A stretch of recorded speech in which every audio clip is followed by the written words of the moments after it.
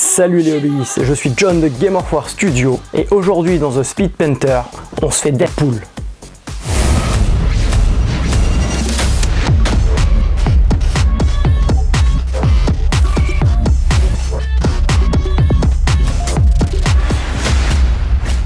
Chose promis, chose due, on va faire cette figurine de Deadpool de la boîte de Marvel Crisis Protocol que j'ai monté sur ce socle là, parce que j'ai fait un autre socle, avec les deux peintures, les nouvelles peintures Express Color, mais la version intense, le rouge et le noir.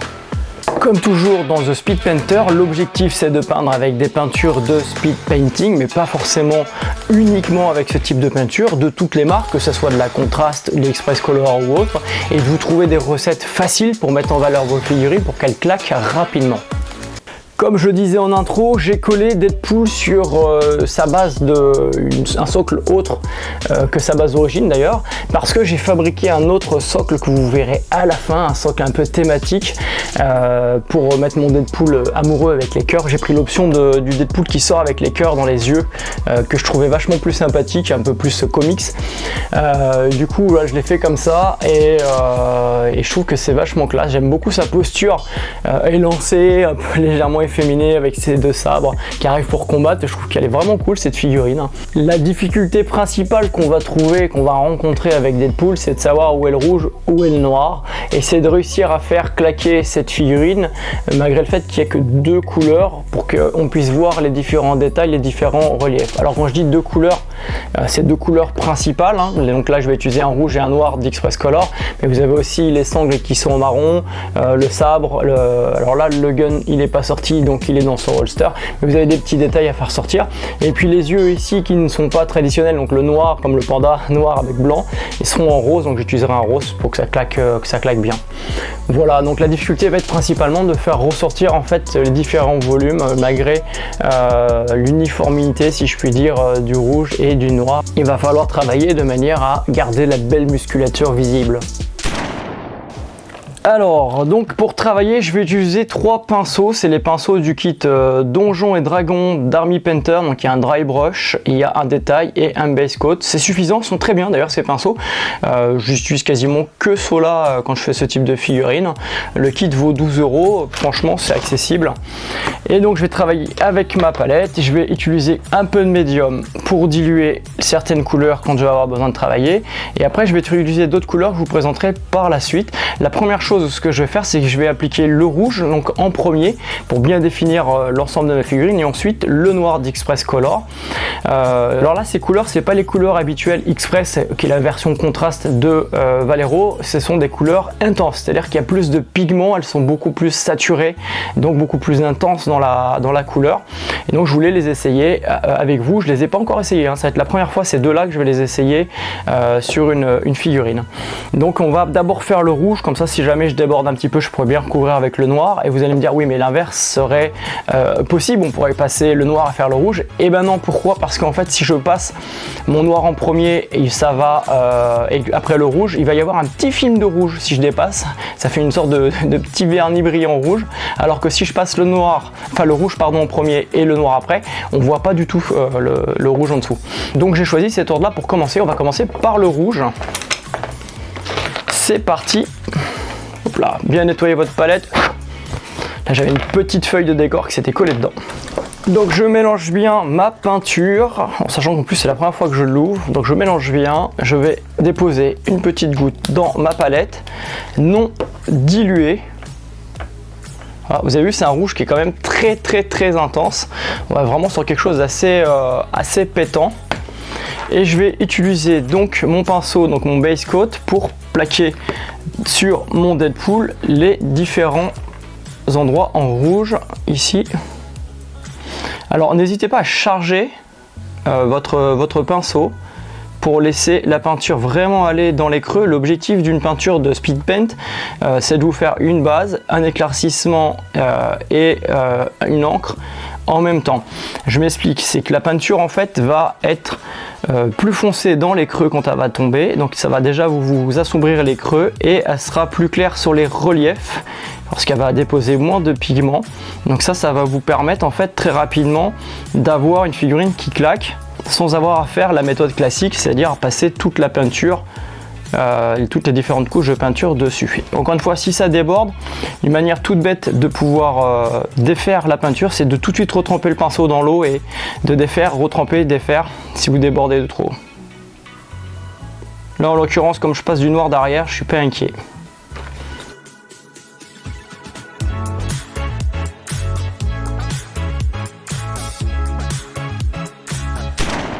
Voilà, donc le rouge est fini. Alors j'ai débordé à certains endroits, c'est un peu délicat. C'est une figurine qui n'est pas si facile que ça à prendre en main parce qu'il y a vraiment plein de petits détails et des petites délimitations bien franches. Donc il faut faire attention, n'hésitez pas à passer sur un pinceau plus petit si nécessaire. Dans tous les cas, c'est pas très grave puisque je vais passer au noir par la suite. Et si j'ai besoin de repasser sur des zones blanches, je prendrai du blanc pour repasser dessus avant de mettre l'autre peinture pour faire le cuir. À présent, on va passer donc au noir, donc l'Hospitalier Black de Balero, donc en express color aussi. Donc pareil, mélangez bien les pots avant de les utiliser. Alors il faut savoir que ce sont des peintures qui sont quand même relativement bien couvrantes, je trouve, par rapport à la première version, les premières couleurs qui sont sorties. Je trouve qu'elles couvrent bien et qu'il n'y a pas d'effet de transparence, de voile, de brillance avec ces peintures là. On va voir si c'est la même chose avec le noir, mais en tout cas je suis assez content d'une part et du pigment de la peinture et à la fois de sa couvrance et sa manière d'être travaillée. Donc c'est parti pour le noir, je prends la lampe, hop, je me mets bien au dessus et c'est parti. Donc j'en ai mis dans ma palette, je vais réutiliser le même pinceau, donc un base coat, mais n'hésitez pas à utiliser un détail brush si nécessaire, et je vais commencer à remplir les différentes parties en commençant par le buste de la figurine, en laissant bien visible en blanc bien sûr les différentes lanières, les différentes bretelles du sac, etc. Donc là, posez la peinture et poussez-la du bout de la pointe du pinceau pour qu'elle vienne se mettre correctement. Ne déposez pas trop de peinture d'un coup pour ne pas perdre les détails.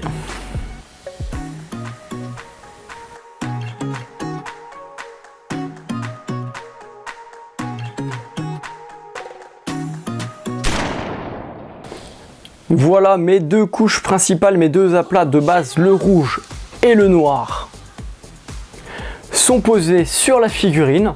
Je vais laisser sécher tout ça une bonne demi-heure, 3/4 d'heure pour éviter de mélanger la suite des couleurs, parce que je vais reprendre en blanc les petits endroits où j'ai pu baver, donc pour refaire les lanières qui seront après faites en marron en Snakebite Laser, qui est une contraste qui imite très bien le cuir et qui est très facile à utiliser. Et ensuite je vais faire en métal tout le reste et je vais vous montrer ma dernière petite méthode pour unir le tout et faire claquer la figurine rapidement dans l'esprit The Speed Painter. Maintenant je vais faire les petites retouches de blanc là où potentiellement j'ai débordé pour pouvoir faire la couleur de cuir, et pour ce faire je vais utiliser de la peinture de PBO Map Pub. C'est une excellente couleur, ce sont des excellentes couleurs, j'en ai toute une collection, je peins énormément avec ça. Moi là-bas j'ai découvert ça quand je faisais les arts graphiques, arts plastiques, et c'est vraiment une très bonne marque. Ça vaut 9 balles le pot en moyenne, hein. Vous pouvez les avoir à 6,99 € et 14,95 € j'ai vu sur les prix sur internet, ça varie, mais sur un grand distributeur d'internet vous pouvez les avoir assez rapidement, frais de port gratuit pour 9,99 € je crois. Bref, on n'est pas là pour faire de la pub là-dessus, je ferai une revue parce que je pense que c'est intéressant pour vous. L'avantage de ce blanc là, c'est qu'il est extrêmement couvrant, c'est-à-dire que il va pouvoir passer sur n'importe quelle couleur, y compris les couleurs vives comme le rouge, et ne pas se voir par transparence. Alors là, quand je vais faire des retouches, je vais l'utiliser en mettant des petites touches avec parcimonie, mais sans le diluer, parce que ce que je veux, c'est qu'il couvre parfaitement. Si vous le diluez, vous allez créer en fait un effet de transparence, donc c'est pas ce qu'on souhaite, hein. Donc là, n'hésitez pas à ouvrir, à prendre directement dans le pot et aller faire vos petites retouches ça et là où il y a besoin, donc sur la figurine. Voilà, bon, je vais pas vous montrer ça, ça n'a pas un énorme intérêt. On va passer directement à la suite, le travail du cuir. le Snakebit Laser, donc de la gamme Citadel Color. Donc c'est une contraste, une peinture aussi de speed paint, et pour moi la meilleure peinture pour faire du cuir en speed painting, parce que franchement elle a un effet qui est vraiment bien, avec un petit brossage à sec sur les arêtes ou un surlignage après par la suite. Vous arrivez vraiment à avoir une texture type cuir qui est assez réaliste. Donc c'est ce que je vais appliquer sur toutes les lanières de Deadpool, sa ceinture et autres, tout ce qui est en cuir grosso modo. Donc la même chose, bien secoué, et je vais travailler non dilué. Une fois encore, je vais travailler directement comme ça avec cette couleur pour garder une très grosse intensité et pas avoir trop de dilution qui va perdre la qualité cuir, je trouve, de cette peinture. Qualité imitation cuir. Donc n'hésitez pas à bien charger votre pinceau, toc, et après à étirer avec le bout du pinceau la peinture et à essayer de la déposer. Par exemple là vous voyez, je la dépose sur le milieu du holster pour qu'après ça puisse descendre tout seul.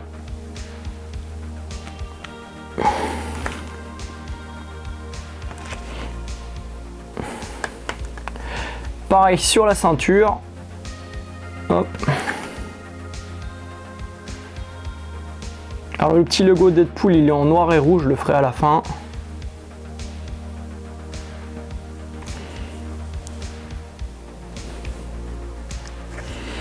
C'est pas une figurine qui est si facile que ça à peindre, encore une fois. Il y a plein de petits détails bien francs dessus, des séparations de couleurs bien nettes. C'est pas si facile que ça. Il faut vraiment prendre votre temps pour la peindre pour le coup.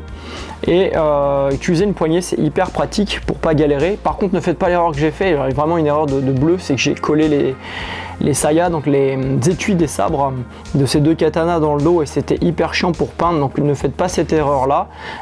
Peignez de la figurine entière et mettez après les fourreaux, les étuis des sabres à la fin.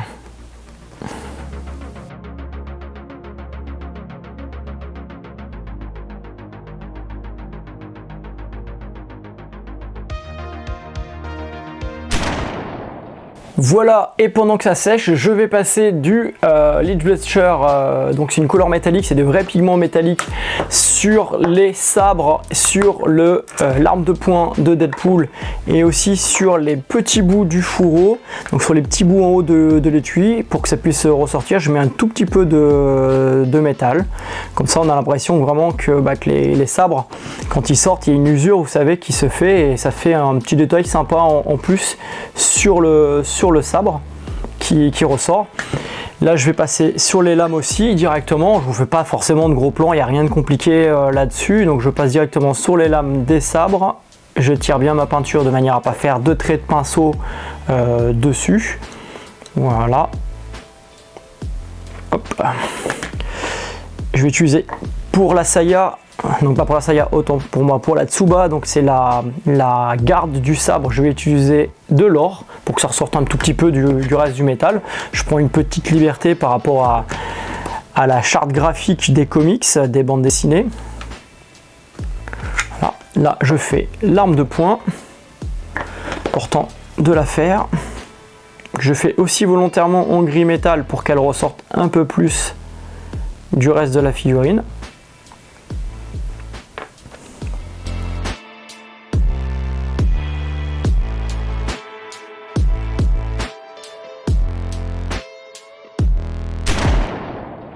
Maintenant que tous les espaces de la figurine sont peints, à part les yeux que je vais faire en rose à la fin, le rouge, le noir, le métal, le cuir, donc toutes les couleurs de base sont posées, je vais rehausser un tout petit peu ma figurine en assombrissant en fait certaines parties. Et là je vais profiter de la peinture qui a séché un petit peu dans la palette, et par exemple pour le rouge je vais prendre donc un tout petit peu de cette peinture et je vais venir la poser dans les creux des muscles, ce qui veut dire que ça va assombrir, marquer davantage la musculature et assombrir les profondeurs donc des reliefs, et donc ça va rehausser les autres couleurs qui vont paraître plus claires sur la figurine pour donner justement un effet intéressant de profondeur de relief.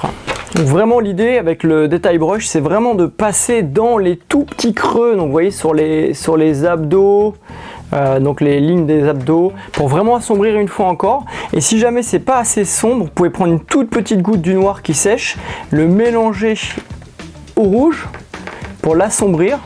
Vous l'étirez un tout petit peu sur le côté. Il faut vraiment que ça soit une toute petite teinte. Regardez ce que j'ai fait, c'est que j'ai mélangé. Vous voyez la différence, elle est très très subtile. Et vous venez en mettre dans les creux, donc là sur les abdos. Si vous débordez, tout de suite vous rincez votre pinceau, vous reprenez votre pinceau et vous étirez la peinture avec de l'eau. Vous faites ça plusieurs fois jusqu'à temps que ça disparaisse complètement. Et de la sorte, vous allez avoir vraiment en fait une figurine qui va énormément ressortir, qui va énormément claquer. Les reliefs vont beaucoup mieux se voir, notamment là les reliefs musculaires du personnage. Vous pouvez passer aussi par exemple là sous le cou pour assombrir sous le cou, pour que ça se voit, ça fasse quelque chose de plus tranché. Dans les creux des muscles des cuisses, et ainsi de suite, les creux du bras. Comme ça, vous allez vraiment faire ressortir tout le volume musculaire de la figurine.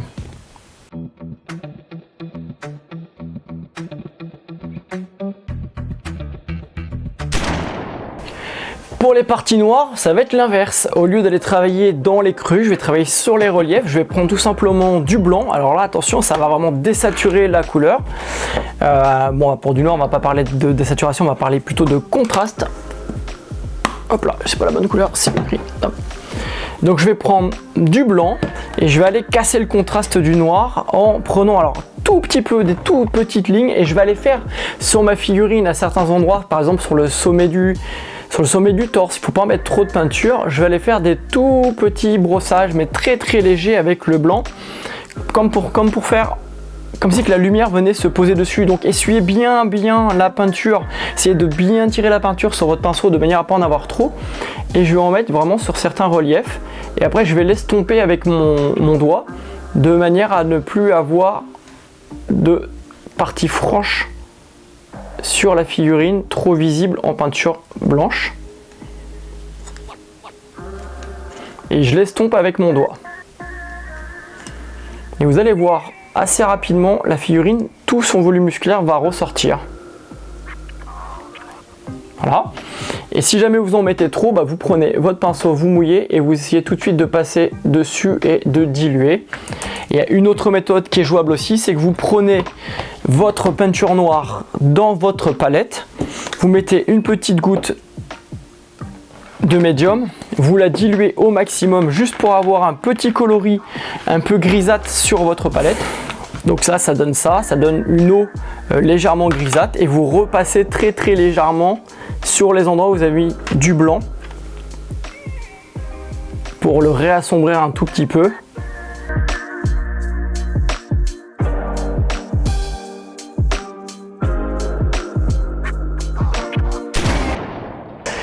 Alors, petit disclaimer, désolé pour les manques de gros plans, j'essaierai de faire mieux la prochaine fois. J'ai eu un souci en fait avec la deuxième caméra qui fait les gros plans, du coup c'était pas visible et une fois que c'est fait, c'est fait. Donc on va devoir la jouer comme ça, parce qu'une fois que la figurine est faite, je peux pas revenir en arrière. Donc maintenant, ce qui reste à faire, maintenant que toute la figurine est faite, là, ce qui me reste à faire, c'est grosso modo d'appliquer du rose sur les yeux. Et j'ai choisi un rose bien pétant ici, donc de mat PBO. Je vais prendre directement non dilué pour avoir quelque chose de très intense.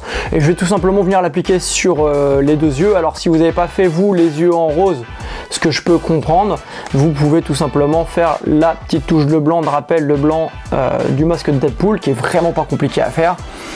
Et comme ça, ça sera fini, elle est terminée. La figurine en tant que telle est terminée. Je ne travaillerai pas davantage dessus pour du speed painting. Ça donne quand même un bon effet, je trouve que ces peintures Express Color sont bien mieux que la gamme Express classique parce qu'ils sont pas du tout brillants, ça c'est quand même vraiment bien. Ils s'appliquent très facilement, on a beaucoup de temps pour les travailler, elles ne sèchent pas rapidement par rapport aux autres, donc on a pas mal de temps pour les travailler. Elles se mélangent bien là, pour les effets que j'ai fait avec du noir, du rouge, ça se mélange assez bien. Je suis assez content du résultat, c'est quand même assez classe. Alors en l'état, la figurine pourrait rester comme ça. Moi j'ai une petite astuce pour lier l'intégralité des couleurs et avoir un joli petit rendu, c'est le fondu. Alors j'utilise 3 types d'ancrage principalement, le Shade donc de Game Workshop, le Seraphim Sepia, la Grax Earthshade et le dernier c'est Atonian Camo Shade, que j'aime beaucoup pour faire ça, pour fondre les couleurs. Donc là en fait ce que je vais faire, c'est que je vais prendre de cette peinture là, je vais tout simplement en mettre quelques gouttes dans ma palette et je vais très fortement diluer cette peinture avec donc du médium. À savoir, quand je dis très fortement, c'est à 50% de sa valeur. Si je mets 3 gouttes de peinture, je mettrai 3 gouttes de médium. Ensuite, j'essuie bien mon pinceau, je vais bien mélanger le tout dans ma palette et je vais avoir une encre très diluée que je vais passer directement sur toute la figurine, sauf une partie, les yeux, puisque les yeux doivent rester en rose pétant. Ça va lier toutes les couleurs. C'est-à-dire que sur cette figurine, vous allez avoir vraiment une figurine qui va être complètement unie. Ça va apporter des petits ombrages supplémentaires, par exemple sur les sabres, les métaux, etc. C'est un truc tout bête, mais ça permet d'avoir un rendu final. Moi j'appelle ça vraiment le fondu. Ça permet de fondre l'intégralité des couleurs, de les unir, d'avoir quelque chose de très propre, très fini. Et en même temps, si vous avez laissé des petits endroits qui sont pas bien peints ou des petites erreurs de peinture, bah, vous allez voir, ça va tout simplement en fait gommer ces petits détails, ces petits espaces, ces petites lignes qui sont pas forcément très bien terminées. Voilà, donc n'hésitez pas à faire ça. Là en l'occurrence, quand je travaille sur du rouge, j'utilise du sépia qui est plus chaud que la Grax, qui est plus comment dire, froid dans sa valeur, dans sa couleur. Voilà, donc là c'est ce que j'ai fait, j'ai passé sur toute la figurine, je vais la laisser sécher. S'il y a un côté un peu trop brillant, je vous conseille de passer un vernis mat. Vous pouvez acheter chez Action directement, donc le Clear Varnish Mat qui est pas cher du tout, hein, c'est moins de 5 balles la bombe, et de passer un tout globalement dessus à distance à 30 cm pour pas faire trop de grains, et ça va vous la matifier. La figurine est entièrement finie, donc là en termes de tournage ça m'a pris 30 minutes avec le séchage et le tournage, donc ça veut dire que grosso modo si j'avais peint cette figurine directement avec ma méthode là, j'aurais à peu près mis une quinzaine de minutes pour la peindre, ce qui est assez rapide. Franchement c'est quelque chose qui se fait assez bien, et pourtant j'ai pris mon temps parce qu'encore une fois il y a des petits volumes, même si la figurine est bien lisible, il y a des petits volumes avec des lignes bien franches au niveau des couleurs où il faut bien faire la distinction, qui sont importants à respecter. À présent, je vais la coller sur le socle spécial que j'ai préparé pour cette vidéo et on se retrouve pour le résultat final. Après le résultat final, je voudrais passer 2 dédicaces dans cette vidéo. La première dédicace, c'est à mon pote Wisty Vincent qui m'a offert cette figurine, qui m'a peint cette figurine de Deadpool, donc en super déformé. Merci beaucoup Vincent, c'est hyper chouette. Et la deuxième dédicace, c'est à mon épouse la fée Clochette, elle comprendra pourquoi. Dis donc, j'ai réfléchi. Ah oui? À pourquoi c'est si cool entre nous. Pourquoi alors? Et voilà, on a le même pet au casque. Mais grave. Allez, ce coup-ci, c'est parti pour le résultat final.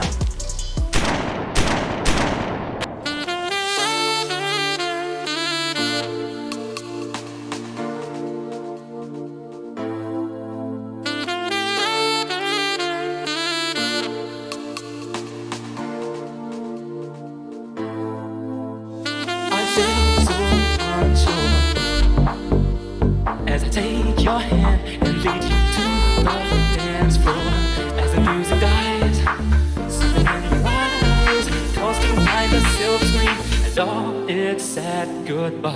I'm never gonna dance again. Guilty feet have got no rhythm, but it's easy to pretend. I know you're not a fool. I should have known better than to cheat a friend and waste the chance that I feel given. So I'm never gonna dance again the way I dance with you.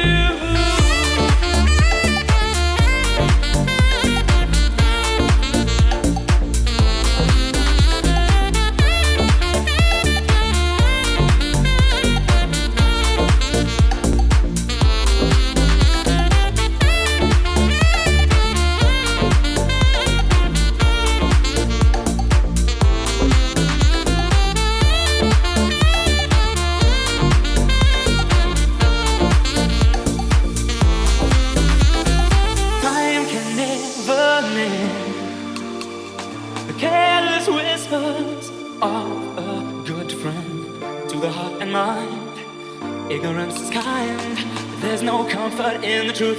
Pain is the whole of your mind. Voilà les hobbies, cette vidéo est terminée, j'espère qu'elle vous sera utile, que vous aimez bien ce type de format. N'hésitez pas à poser des questions dans les commentaires, ou si vous avez des figurines que vous voulez que je peigne en speed painter avec les petites recettes que j'applique, n'hésitez pas à le dire dans les commentaires. Laissez-moi un gros pouce bleu pour soutenir l'activité, ça permet d'avoir un meilleur référencement sur YouTube, donc ça nous permet aussi, en grandissant, en gagnant des abonnés, d'avoir des contacts et qui nous offrent des boîtes de figurines et autres pour vous faire des vidéos sur la chaîne. On se retrouve pour une prochaine vidéo et en attendant je vous dis à bientôt les hobbyistes.